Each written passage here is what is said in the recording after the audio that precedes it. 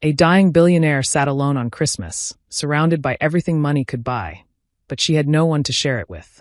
Then a little girl walked up to her table and whispered 7 words that would change 3 lives forever. Nobody should be alone on Christmas. What happened next will make you believe in miracles again.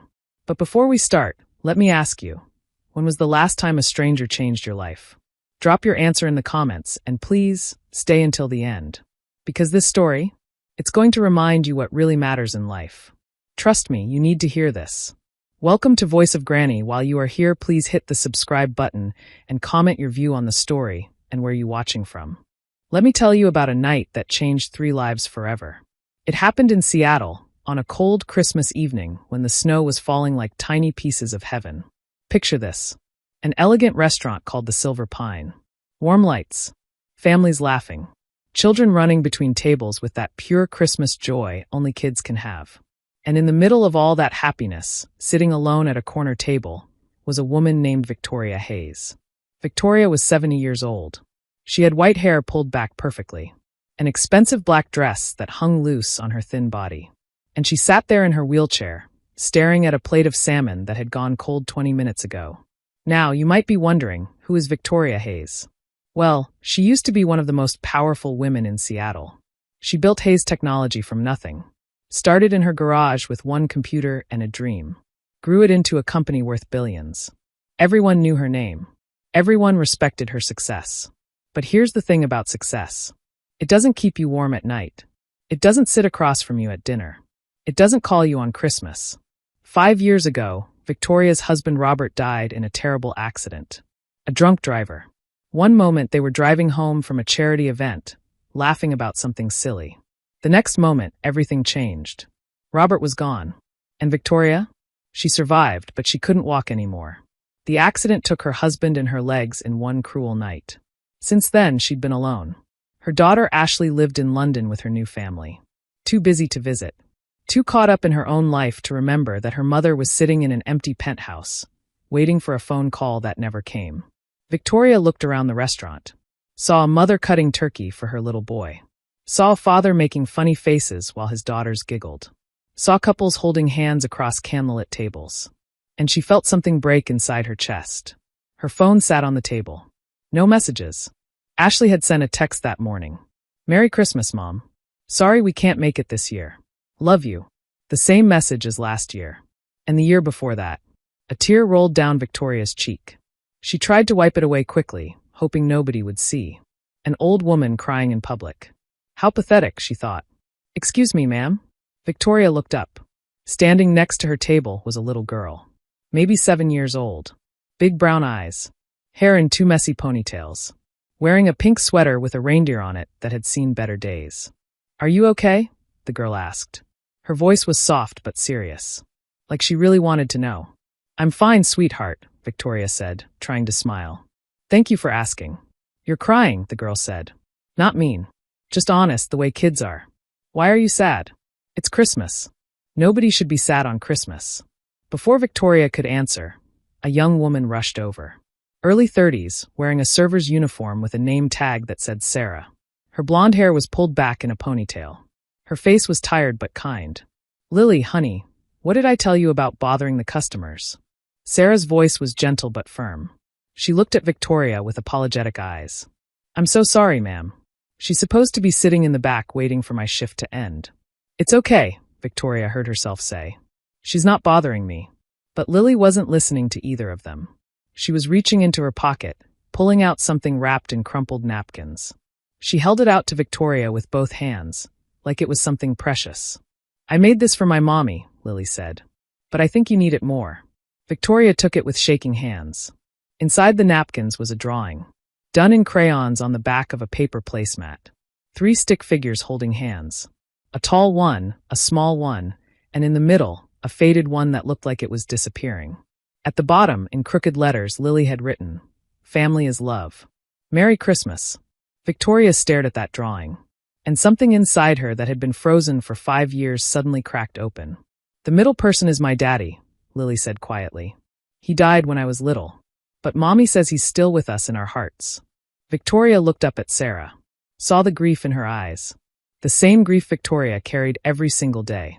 The kind that never really leaves. It just becomes part of who you are. I'm so sorry, Victoria whispered. Sarah nodded, her throat working. Thank you. Come on, Lily. Let's let this nice lady enjoy her dinner. But she's not enjoying it, Lily said, with that brutal honesty that only children have. She hasn't eaten anything. And she's all alone. Lily looked up at her mother with such determination. Such pure certainty that something needed to be done. Nobody should eat alone on Christmas, Lily declared. And Victoria, looking at this tired waitress and her beautiful daughter, felt something she hadn't felt in 5 years. She felt hope. Would you join me? Victoria asked. The words came out before she could stop them. Please. I have too much food, and I would really love the company. Sarah's eyes went wide. Oh, we couldn't. I'm still working, Anne. When does your shift end? Victoria asked. In 10 minutes, but... Then sit with me after. Please. Victoria's voice cracked. It would mean everything to me. Lily was already climbing into the chair across from Victoria, her face lit up like a Christmas tree. Sarah looked at her daughter, then at Victoria. And in that moment, she understood. This wasn't just about dinner. This was about 3 people who needed each other, even if they didn't know it yet. Okay, Sarah said softly. Thank you. That's very kind. And just like that, the loneliest night of Victoria's life became something else entirely. 10 minutes later, Sarah returned to the table. She'd changed out of her server uniform into jeans and a worn blue sweater. She looked nervous, like she didn't quite belong in this fancy restaurant as a guest instead of staff. Victoria had already ordered more food. Chicken strips for Lily. A proper meal for Sarah. And she'd asked them to warm up her salmon, which she was actually hungry for now. So, Victoria said as they settled in. Tell me about yourselves. Sarah glanced at Lily, then back at Victoria. Well, I'm Sarah Bennett. This is my daughter, Lily. We live here in Seattle. I work here at the Silver Pine, mostly evening shifts. And I go to Franklin Elementary, Lily added proudly. I'm in 2nd grade. I can read chapter books now. That's wonderful, Victoria said, and she meant it. When was the last time she'd talked to a child? Really talked, not just polite hellos at charity events. As they ate, the story came out slowly. Sarah's husband David had been a firefighter. Died 4 years ago saving people from a burning building. A hero, everyone said. But Sarah would have rather had a living husband than a dead hero. The life insurance helped for a while. But Seattle was expensive. Medical bills from David's funeral, from Lily's asthma treatments, from just trying to survive. It all added up. Sarah worked double shifts when she could. Lily spent a lot of time in the restaurant's back room, doing homework and drawing pictures while her mom worked. It's not ideal, Sarah said quietly, stirring her coffee. But we're managing. And Lily's a trooper. Aren't you, baby? Lily nodded, her mouth full of chicken strips. Victoria listened and felt shame wash over her. Here she was, with more money than she could spend in 3 lifetimes, living alone in a penthouse, feeling sorry for herself. And here was Sarah, working herself to exhaustion, raising a daughter alone, and still managing to smile. What about you? Sarah asked. Do you have family here? Victoria chose her words carefully. I have a daughter, Ashley. She lives in London now with her husband and children. She paused. We're not close. That's my fault. I spent her childhood building my business instead of being there for her. What kind of business? Lily asked. Technology, Victoria said. Computers, software, apps. Things like that. Are you rich? Lily asked. Kids. Always asking the questions adults are too polite to ask. Lily. Sarah's face went red. It's okay, Victoria said, smiling. Yes, honey. I'm wealthy. But you know what? Money doesn't buy the things that really matter. Like what? Lily asked. Victoria looked at Sarah and Lily sitting across from her. Looked at the drawing Lily had given her. Like this, she said softly. Like people who care. Like someone asking if you're okay when you're crying. Like not being alone on Christmas. Lily smiled. That's what I said. They talked for over an hour. Victoria found herself sharing things she hadn't spoken about in years. About Robert. About the accident. About learning to live in a wheelchair. About the emptiness of her big apartment. Sarah shared too. About David's last day. About trying to explain to a 3-year-old that Daddy wasn't coming home. About the nights when she cried in the shower so Lily wouldn't hear. Some days are harder than others, Sarah said. But then Lily does something sweet or says something funny, and I remember why I keep going. You're a good mother, Victoria said. You're there for her. That's what matters. I try, Sarah said. But sometimes I feel like I'm failing. Like she deserves better than a mom who's always exhausted, always working. She has a mom who loves her, Victoria said firmly. Trust me, that's everything. As the evening wore on, Victoria watched Sarah and Lily together. The way Sarah cut Lily's food without thinking. The way Lily leaned against her mother's shoulder. The way they had little jokes and shared looks that came from knowing each other completely. This is what she'd missed with Ashley. This closeness. This connection. She'd been too busy acquiring companies to attend dance recitals. Too focused on board meetings to help with homework. Too important to just be present. And now Ashley was gone, living her own life, and Victoria was alone with her regrets and her money. Can I ask you something? Victoria said to Sarah. Of course. Are you happy? Working here, I mean. Is this what you want to do? Sarah was quiet for a moment. Honestly? No. I wanted to be a teacher. I was studying education before I met David. But then we got married, had Lily, and life just happened. After David died, I needed a job quickly. The restaurant was hiring. It pays the bills. But it's not your dream. No, Sarah admitted. But sometimes we don't get to live our dreams. Sometimes we just survive. Victoria nodded slowly. An idea was forming in her mind. A crazy, impulsive idea. But then again, 5 years of careful planning and safe choices had left her miserable and alone. Maybe it was time to be impulsive. What if I told you, Victoria said carefully, that you could have a different job, one that paid better, one where you could be home with Lily more? Sarah frowned. What do you mean? Work for me, Victoria said. I need someone to manage the charitable foundation side of my company. Someone who understands what it's like to struggle. Someone with a good heart. Sarah's eyes went wide. Mrs. Hayes, I can't. I don't have any experience with that kind of work. Neither did I when I started my company, Victoria said. But you know what I did have? Determination. Heart. The ability to see what people need. You have all of that. Sarah shook her head. I appreciate the offer, but I can't accept charity. It's not charity, Victoria said firmly. It's a job. You'd work for it. But you'd be paid fairly, have benefits, have normal hours so you can actually see your daughter. She leaned forward. Sarah, let me be honest. I've been alone for 5 years. Tonight, for the first time, I feel alive again. You and Lily did that. Let me give something back. Sarah sat in silence, her coffee getting cold. Lily had fallen asleep against her shoulder, worn out from the excitement of the evening. The restaurant was nearly empty now. Just a few late diners lingering over dessert. Why would you do this for us? Sarah finally asked. You don't even know us. Victoria smiled sadly. That's exactly why. Because you saw me. Really saw me. Most people look right through me now. They see an old woman in a wheelchair, and they feel uncomfortable. They look away. But Lily walked right up and asked if I was okay. She touched the drawing Lily had given her. And because I've spent 5 years realizing that I did everything wrong. I built an empire but lost my family. I have everything money can buy and nothing that actually matters. Sarah's eyes were bright with unshed tears. Let me do something right, Victoria continued. Let me help someone who deserves it. Please. I need to think about it, Sarah whispered. Of course. Take all the time you need. Victoria pulled out a business card and wrote something on the back. This is my personal number. Call me when you decide. Sarah took the card with shaking hands. Thank you. For dinner. For everything. They gathered their things. Sarah lifted Lily carefully, the little girl's head resting on her mother's shoulder. As they walked toward the door, Lily woke up slightly. Bye, Grandma Victoria, she mumbled. Victoria felt her heart squeeze. Goodbye, sweetheart. After they left, Victoria sat alone at the table for a long time.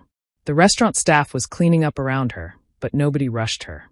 She held Lily's drawing and felt something she hadn't felt in years. Purpose. 3 days later, her phone rang. Unknown number. Hello, Mrs. Hayes? It's Sarah. Sarah Bennett. Victoria sat up straighter in her wheelchair. Sarah, I'm so glad you called. I've been thinking about your offer. Sarah's voice was nervous. And I want to accept. If you're still serious. Completely serious. But I have conditions, Sarah said, sounding braver now. I need to really work for this. Not just show up and collect a paycheck. If I can't do the job well, you have to tell me. Deal, Victoria said, smiling. When can you start? The restaurant needs 2 weeks' notice. Perfect. That gives me time to set everything up. Victoria paused. Sarah, you won't regret this. I hope not, Sarah said quietly. Because I'm terrified. Good. That means it matters to you. Those 2 weeks flew by. Victoria threw herself into preparation. She created a real position, not just a made-up job. Her technology company had millions in charitable grants to distribute each year. Someone needed to evaluate applications, visit organizations, make recommendations. It was important work. Work that could change lives. She had her assistant prepare an office. Not too fancy, but comfortable. With a window overlooking the city. And a small adjacent room that could be a play area for Lily when needed. On Sarah's first day, Victoria waited nervously in the lobby. She'd come down from her penthouse office specifically to greet her. Sarah arrived wearing a professional dress that Victoria suspected she'd bought at a thrift store. It was slightly outdated but clean and pressed. Her hair was pulled back. She held Lily's hand tight. Ready? Victoria asked. Sarah took a deep breath. Ready. The first few weeks were hard. Sarah had to learn everything. How to evaluate grant applications. How to speak with nonprofit directors. How to manage budgets and timelines. She worked long hours, often staying late after Lily fell asleep in the play area. But she was good at it. Really good. She understood what people needed because she'd been there herself. When a women's shelter applied for funding, Sarah knew exactly what questions to ask because she'd almost ended up in one after David died. When a food bank needed help, Sarah remembered the months when she'd relied on them to feed Lily. Victoria watched her flourish. Watched her confidence grow. Watched her become the person she was meant to be. But not everyone was happy about it. Victoria's business partner, a man named Harold Drummond, had been with the company since the beginning. He was 65, traditional, and he didn't like changes he hadn't approved. One day, he cornered Victoria in her office. What's this I hear about you hiring some waitress to run the foundation? His voice was cold. Her name is Sarah Bennett, and she's doing excellent work. She has no qualifications, Victoria. No degree, no experience. She has something better. She has empathy. She understands the people we're trying to help. Harold's face reddened. This is a business, not a charity case. The board is concerned. They think you're making emotional decisions. The board works for me, Victoria said sharply. For now, Harold said. But Victoria, everyone's noticed you're not well. The hospital visits. The weakness. Maybe it's time to step back. Victoria felt ice in her veins. Are you trying to push me out, Harold? I'm trying to protect the company we built together. His voice softened slightly. I care about you, Victoria. But this woman, this Sarah, she's taking advantage of your loneliness. Get out, Victoria said quietly. Victoria, get out of my office. Now. Harold left. But Victoria sat there shaking. Because he wasn't completely wrong. She was sick. The cancer diagnosis had come 2 months ago. Stage 3. Treatable, but no guarantees. She hadn't told anyone. Not Ashley. Not Sarah. She was handling it alone, like she handled everything. But Harold was wrong about Sarah. Sarah wasn't taking advantage. Sarah was the best thing that had happened to Victoria in years. That evening, Victoria went to Sarah's office. Found her there late as usual, Lily asleep in the play area, Sarah reviewing grant applications with intense focus. You work too hard, Victoria said from the doorway. Sarah jumped, then smiled. Look who's talking. You're here late too. Can we talk? Something in Victoria's voice made Sarah's smile fade. Of course. What's wrong? Victoria wheeled into the office and closed the door. I need to tell you something. Victoria took a deep breath. Saying it out loud would make it real, and she'd been avoiding real for 2 months now. I have cancer, she said simply. Pancreatic.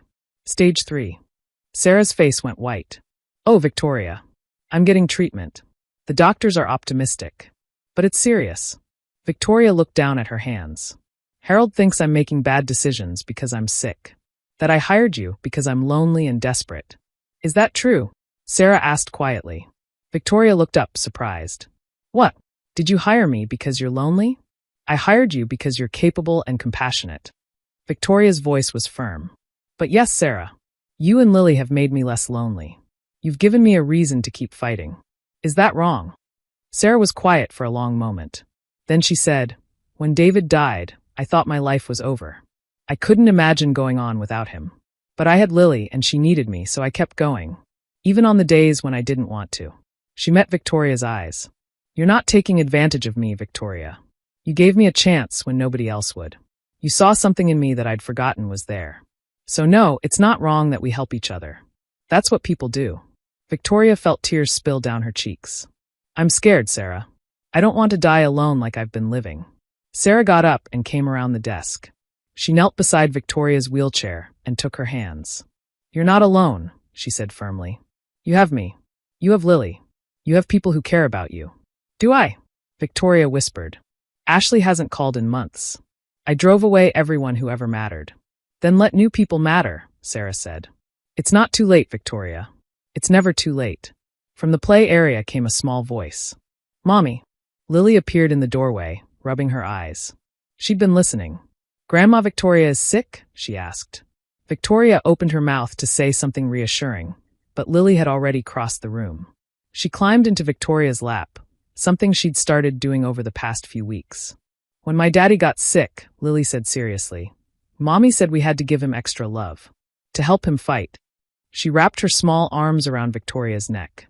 So we'll give you extra love too. Okay. Victoria held this child who wasn't hers, but felt like hers and sobbed. All the fear and loneliness and grief she'd been holding inside came pouring out. Sarah wrapped her arms around both of them. 3 broken people holding each other together. Later that night, after Sarah and Lily had gone home, Victoria did something she hadn't done in over a year. She called her daughter. Ashley answered on the 4th ring. Mom, is everything okay? Just hearing her daughter's voice made Victoria's throat tight. No, sweetheart. It's not. She told Ashley everything. The cancer. The treatment. The fear. And then she said the words she should have said years ago. I'm sorry, Ashley. I'm sorry I wasn't there for you when you were growing up. I'm sorry I chose work over you. I'm sorry I was a terrible mother. Silence on the other end. Then, Mom. Let me finish, Victoria said. I can't change the past.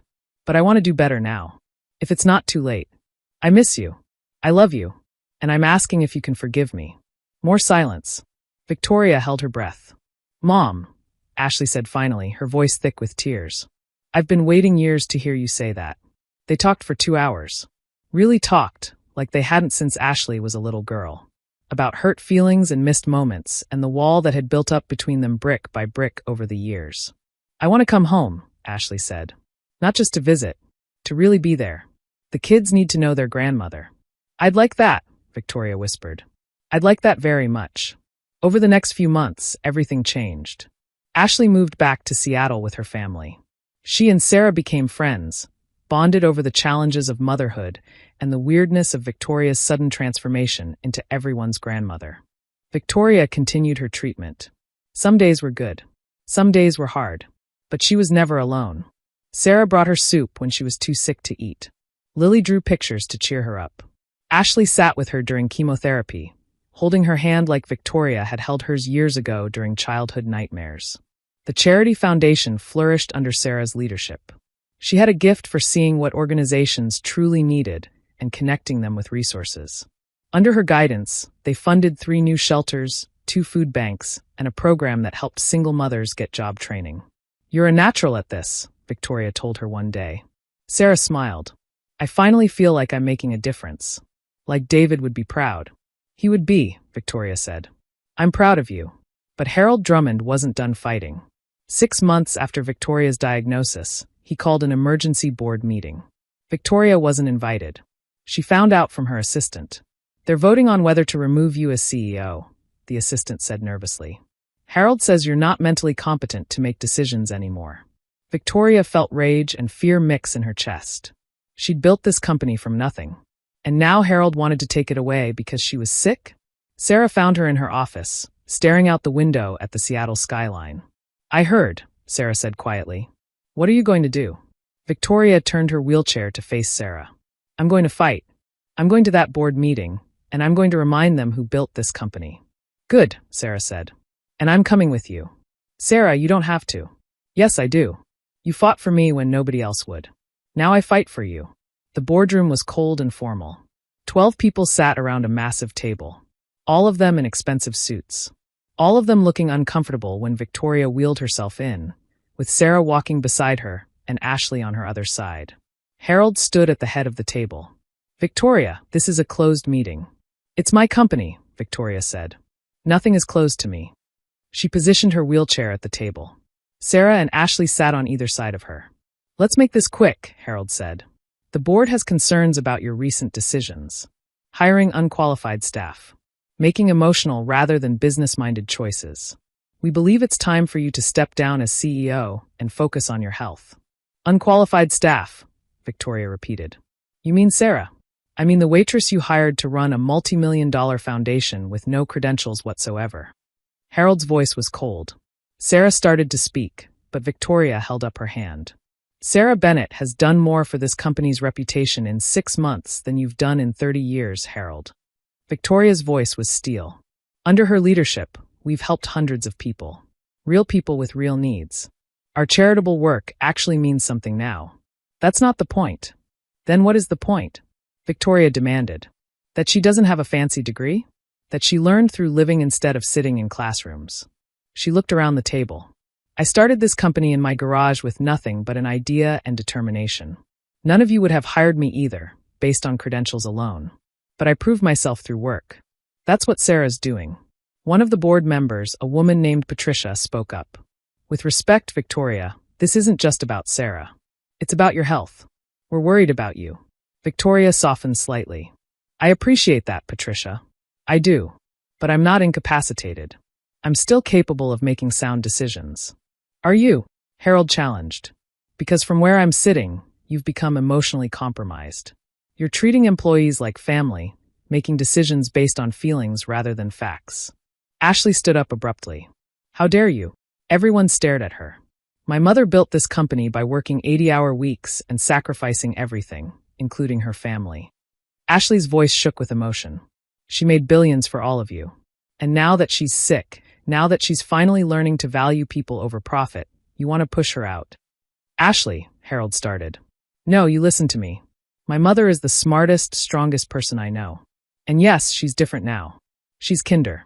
She's more compassionate. She's finally the person I always wished she could be. Ashley's eyes were bright with tears. If that makes her unfit to lead, then your company isn't worth leading. Victoria reached up and squeezed her daughter's hand. Sarah stood up too. I know I'm the problem here. So I'll resign. I don't want to be the reason Victoria loses everything she built. No, Victoria said sharply. You're not resigning. You're not the problem, Sarah. You're the solution. She looked around the table. All of you listen to me. I'm 70 years old. I have cancer. I'm in a wheelchair. And yes, I'm different than I used to be. Victoria's voice grew stronger. I spent 50 years building wealth and losing everything that mattered. I missed my daughter's childhood. I barely knew my husband at the end because I was always working. I had no friends, no real connections, nothing but money and success. She gestured to Sarah and Ashley. And then these two came into my life and showed me what I'd been missing. Family, connection, love, the things that actually matter. So yes, I'm making different decisions now. I'm hiring people with heart instead of just credentials. I'm using our resources to help people who need it. I'm choosing compassion over cold business strategy. Victoria's eyes were fierce. And if that makes me unfit to lead, then go ahead and vote me out. But I won't apologize for finally getting it right. Silence filled the room. Then Patricia spoke. I move that we table this discussion indefinitely. Another board member nodded. Seconded. What? Harold looked around in disbelief. You can't be serious. I am serious, Patricia said. Victoria built this company. She's earned the right to run it however she sees fit. And frankly, Harold, I think she's making better decisions now than she ever did before. The vote was taken. 10-2 in favor of keeping Victoria as CEO. Harold's face went red. He gathered his papers and stood up. Then I resign. I won't be part of this circus. Your resignation is accepted, Victoria said calmly. Good luck, Harold. He stormed out. When the room cleared, Victoria sat there with Sarah and Ashley, all three of them slightly stunned. Did that really just happen? Sarah asked. I think it did, Ashley said, starting to laugh. Victoria laughed too. And then they were all laughing, the tension breaking into pure relief and joy. That Christmas, exactly 1 year after Victoria first met Sarah and Lily, they all gathered in Victoria's penthouse. Ashley and her family. Sarah and Lily. A few other friends they'd collected along the way. Victoria was weaker now. The cancer was winning slowly but surely. But she was happy. Truly, deeply happy. Lily climbed into her lap, careful of the medical equipment. Grandma Victoria, I made you something. It was another drawing.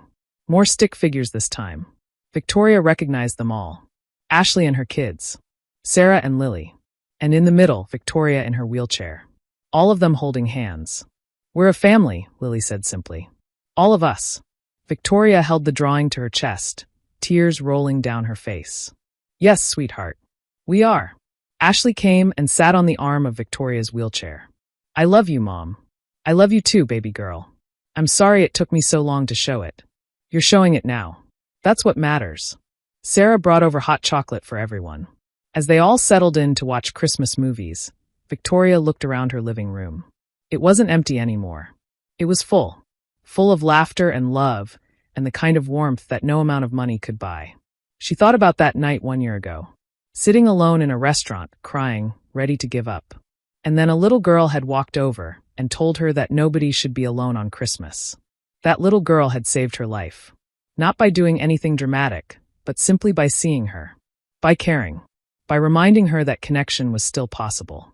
Victoria died 6 months later, surrounded by everyone she loved.